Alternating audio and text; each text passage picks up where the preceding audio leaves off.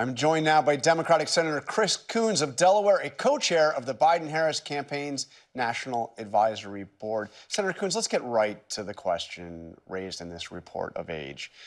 You heard the special counsel with that line, which will reverberate through this campaign, that the president is a sympathetic, well-meaning elderly man with a poor memory. The president disputes this. Are we going to hear the audio tapes of these interviews that it's based on? I mean, should the White House... Jonathan, I don't know what the White House will or won't disclose, but here's what I know of the president I work with and alongside whom I serve. When I came back from the Middle East with a bipartisan group of 10 senators, we went to Egypt, Saudi Arabia, and Israel. I thought the president might have us over to the White House for 15, 20 minutes. He had us in at 7 o'clock at night. We sat down with his national security team, and for 2.5 hours, he went around the table and asked for our insights and our input, and then he led a masterful conversation about the challenges to our security, the pathway to peace, the difficulties with Iran and with its proxies. And as we walked out 2.5 hours later from the White House, I turned to one of my Republican colleagues who is not publicly a big fan of the president. And I said, "What did you think?" And he said, "That's incredible. This is a man who is sharp, who is on top of his game, who knows what's going on in the Middle East and around the world."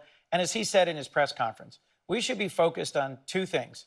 The outcome of this report, he was cleared completely, while Donald Trump faces 40 federal felony charges for obstruction of justice and refusing to protect our national secrets.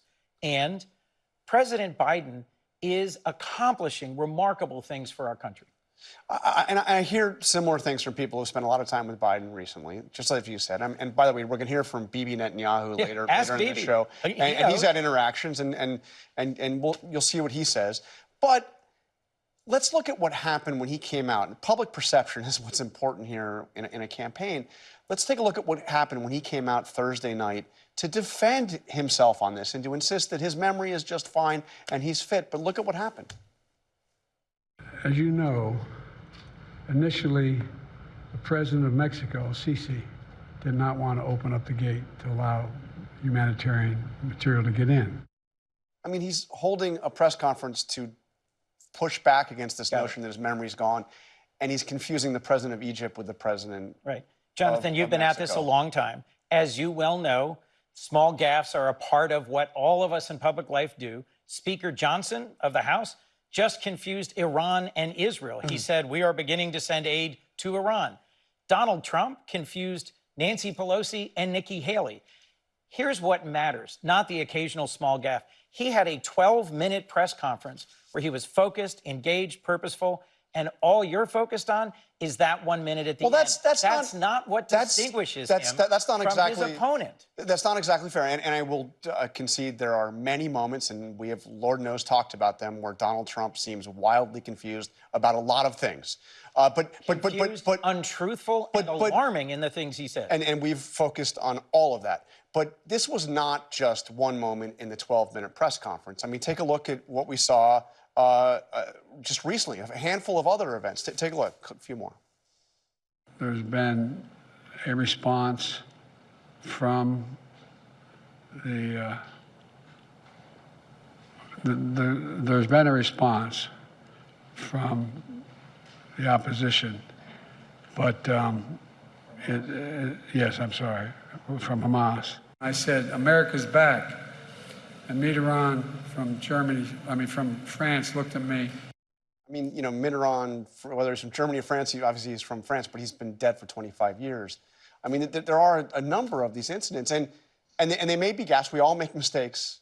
We all make mistakes, but this is what the American public is seeing, and it's raised concerns. Our poll shows over 80% responding, saying that they think that Biden is too old to serve as president again. And Jonathan, if press coverage focuses relentlessly on things that don't represent Joe Biden's real body of work, you can push towards that kind of result. That poll should have been about who's actually working to secure our border.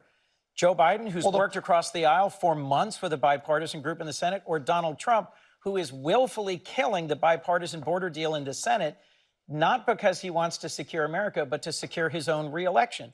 What that poll could have been about is who understands that our alliances keep us safer. Joe Biden, who's led 50 countries to come to the defense of Ukraine, or Donald Trump, who alarmingly last night bragged about a story where he claims he threatened a NATO ally to throw them to the Russian wolves if they didn't pay up. NATO isn't a protection racket, but it is a security alliance. So the substance, the difference, Joe Biden and Donald Trump and most elected officials make small gaffes just like the ones you just showed. That's not what matters.